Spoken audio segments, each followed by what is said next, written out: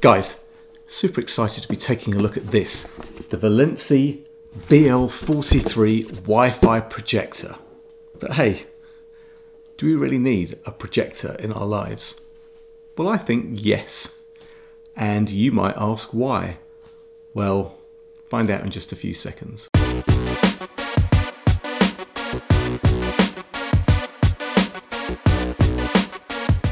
What's up YouTube, Dave here with Cine for a Lens, and thanks for stopping by the channel. We make lifestyle videos and all things tech, so if that's your kind of thing, then please consider subscribing to the channel and clicking on the bell icon so you can be notified of new videos. So why do we need a projector in our lives? Well, when we think about projectors, we think about years gone past where families used to sit around a screen watching old family movies shot on an old cine camera. Or maybe we think about old boring presentations at work. But you know, nowadays we've got big screen televisions, so why do we need a projector? You know, we can sit in our living rooms streaming Netflix, or we can be in the office with a big screen, we can plug in our computers, we can bring our presentations to life, and yeah, that's all pretty true. But media projectors have gotten pretty small, and in a tiny package you can get some amazing quality. Gone is the need to even plug anything in. You can stream to these projectors straight from your phone, your tablet or your computer. Well guys, I can tell you now, this Vilinice Wi-Fi projector is a really small and light projector that you can take pretty much anywhere. Now Vilinice sent me this BL-43 to review in exchange for my honest opinion, which you know you're always going to get from me, good, bad or indifferent. So first off guys, in the box you've got the usual paperwork. You've got a mains lead, you've got some AV cables, an HDMI cable and some spare rubber feet and a remote control. Incidentally guys, at Vilinice you should have put some batteries in with that, but anyway, lucky I had some batteries. But yes, you've got a remote control with no batteries. And then to the main event, the projector itself. Now a quick whiz round and we've got controls and a focus wheel on the top.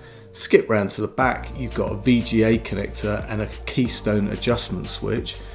Off to the side, you've got an array of connections now, including an SD card reader, a 3.5mm headphone or other output device jack, a 3.5mm AV jack, 2 headphone ports, 2 HDMI ports and a USB port. And on the other side, we've got the power socket.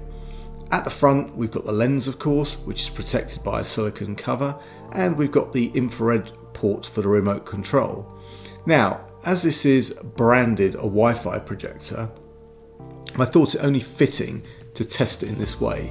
So first off, I tried to pair my iPhone. Now, I had a couple of issues getting the pairing to work, but after a few tries, I connected and streamed a short video of my new car. Yeah, I know. Shameless plug. The sound was pretty good, and even though you could pair this with a Bluetooth speaker if you wished, I thought the sound was okay for this test. The picture was also bright, and surprisingly bright considering my makeshift setup. I kind of then, you know, switched over to my MacBook where I use screen mirroring, no problems there. Everything connected first time, and playing back a movie, again, the sound and picture were good, and more importantly, no lag, because I've seen that on a couple of projectors that I've reviewed previously. You do get a streaming lag between the audio and the video, but I was pleasantly surprised, no lag, so that's pretty good. Now, I didn't bother testing with HDMI as I consider this to be a given, but I did try the SD card slot, but unfortunately I had no luck with this, so I'm not sure if your SD cards have to be formatted in a special way or whatever, but I shall find that out, and maybe that's for another video. So guys, I could go over all of the features and functionality, but that would make for a very long video. So if you want that, let me know in the comments and I will be happy to make that video.